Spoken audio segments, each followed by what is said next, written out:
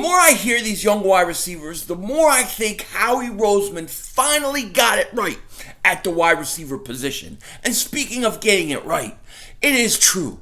It is true. There's a big difference between Dallas Cowboy fans from Dallas and Dallas Cowboy fans from other parts of the country like Virginia.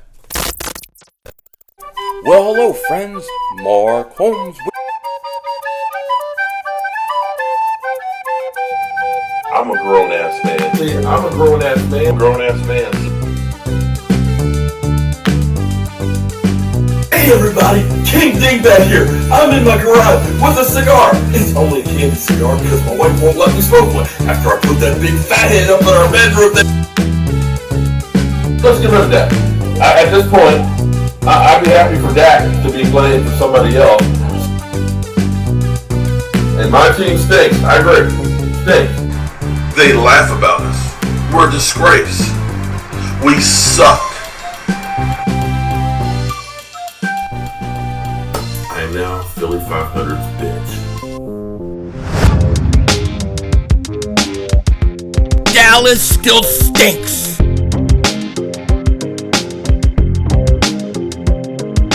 Everybody doing? King Dingbat here, and I hope everybody's having a great day, a great weekend. Hope you guys are doing well. Let me first thank everybody who was in my Sixers stream yesterday. It was a lot of fun. I had a blast. Unfortunately, we lost, but you know what? We're going to do it again tomorrow, so I hope you guys will be there for that. Now, I got up nice and early today, was enjoying the day, nice calm morning.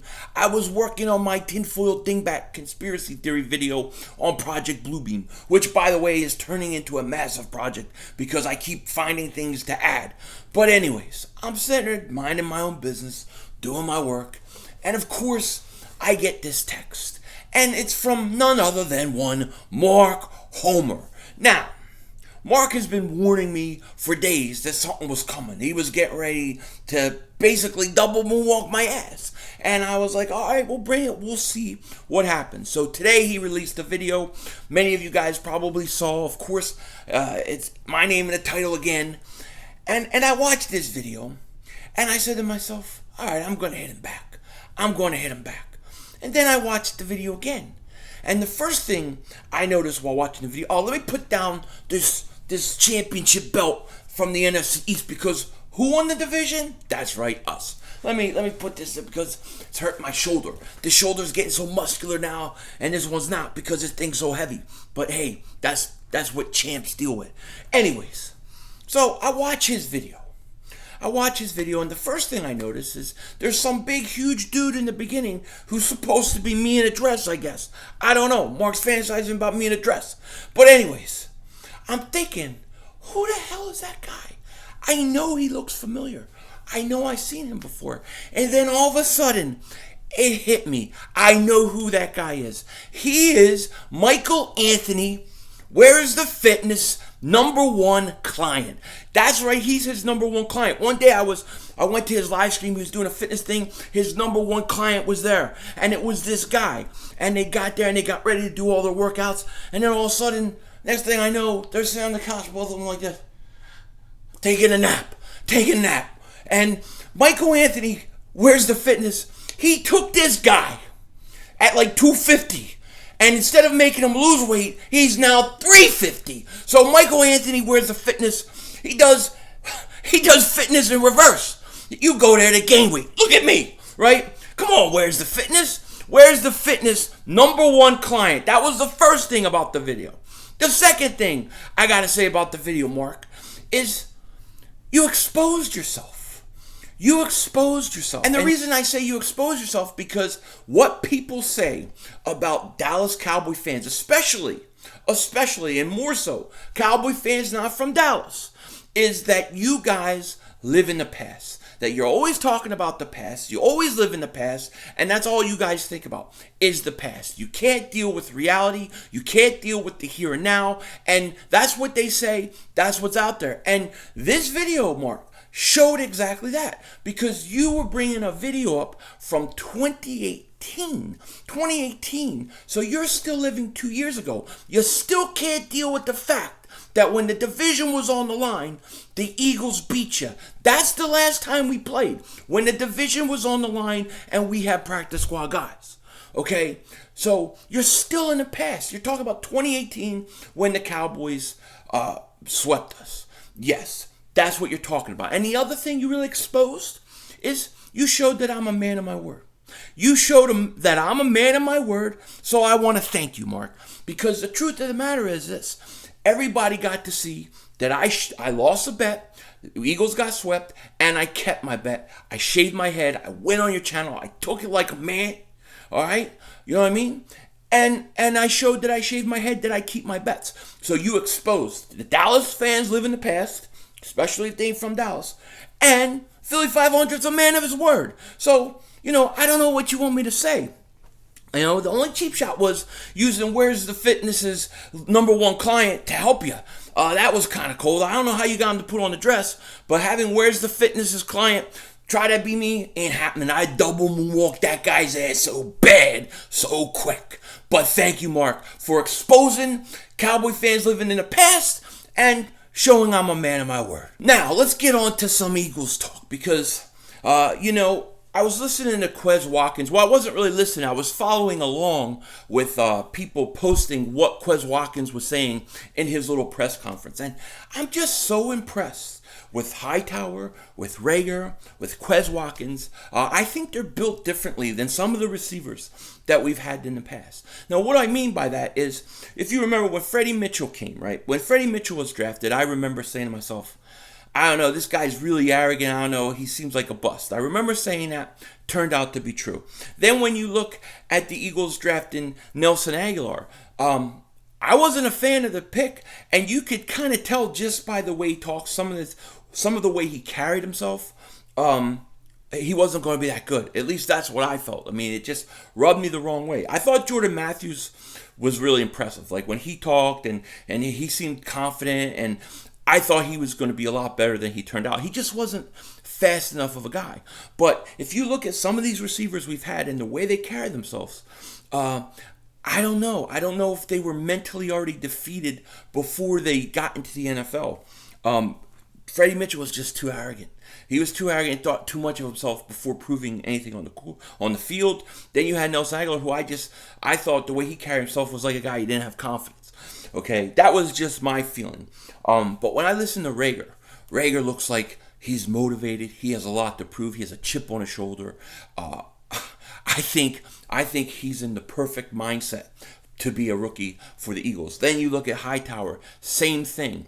Quez Watkins, same thing. I like how these young guys take responsibility for being rookie wide receivers that they know the fans and the team are going to be counting on, that they expect a lot. And hearing the way these guys carry themselves, it makes me hopeful. It makes me hopeful that Howie Roseman finally got it right at the wide receiver position. Because I'm going to tell you this. The Eagles and their draft, this draft especially, they got a hit. They got a hit on this draft. We have a lot of cap problems coming, and we have to make sure that we start hitting on these picks. Think about this. If we have a tremendous draft, best case scenario, right? Reagor hits on the first round. Hurts is a guy that you could eventually trade for a first round pick. Then you got, Davion Taylor, exceptional athlete, right? Very raw. And then, Kevon Wallace, and then you have Driscoll, then you have Sean Bradley. But if these guys hit, especially let's say you get 2 of the receivers hit and 2 of those linebackers hit, and the safety, it's going to help you for years and years to come. But we have to hit on these guys. I'm telling you, and people laughed at me because they thought I got upset about the Hurts pick and it ruined the draft. But if you look at day 3 of this draft, there's a lot of talent on the board that they got. There's a lot of guys I think are going to be impact players. The big question is, how quick can these rookies adjust?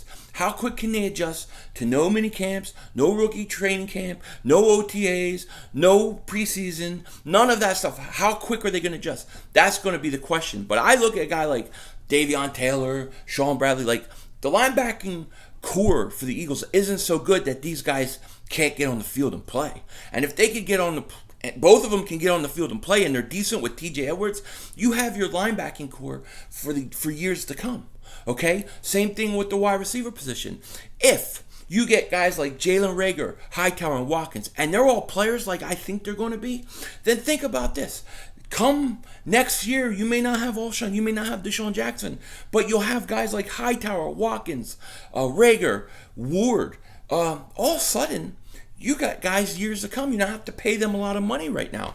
It's really important to hit on this draft and to hit on next ones because we're so under the cap. But I'm telling you, these receivers especially, they rub me the right way. You know what I mean? I mean, just like they come off to me differently than the other receivers we've had in the past. I got to be honest. I've not been excited about very many receivers the Eagles have drafted in years. I did think Jordan Matthews was going to be better than he was. I wouldn't have taken him. I definitely did not want Aguilar. I was not a fan. Freddie Mitchell, I wasn't a big fan of after I started hearing him. But I think that this young core, especially receivers, I think they're a different breed than we've had before, and there's a lot of reason to be hopeful. And to hear Quez Watkins today accept that responsibility, I'm sorry, I'm looking at this guy walking around like he's lost, but to accept responsibility for knowing that as a rookie, the fans and the team are counting you, and to take it and embrace it, talk about how he's working on route running, want to show that he can run every route. I think these guys are just a little different than we've had in the past. And it's going to be a good thing because if the Eagles finally hit on a wide receiver, which we haven't in years, it's going to help us tremendously going into the future with the salary cap. But I'm excited. I can't wait to see these receivers play. I wish there was preseason to watch them. But the big deal is going to be, can they adjust quickly in order to get on the field? The way I see this whole thing playing out right now, if I say who do I think the Eagles are going to keep at wide receiver, I'm going to say Deshaun Jackson first, J.J. Arcega-Whiteside, because I don't think they're giving up on a second-round pick, Jalen Reagor, John Hightower, Quez Watkins, Greg Ward, then you have Alshon Jeffrey on the physically unable to perform list. That's how I think it's going to play out. Then you got that kid like, Manasseh Bailey, guys like that who heard good things, don't know a lot about them, but we'll see what they can do. But I think those three receivers make it. I think Bradley, Davion Taylor at linebacker are going to be guys who are going to be playing a lot this year. And then I said, Kevon Wallace is starting midway through this year. Those are my thoughts on this rookie class. What do you guys think? With that said, take care. Talk to you later. And don't be a dingbat.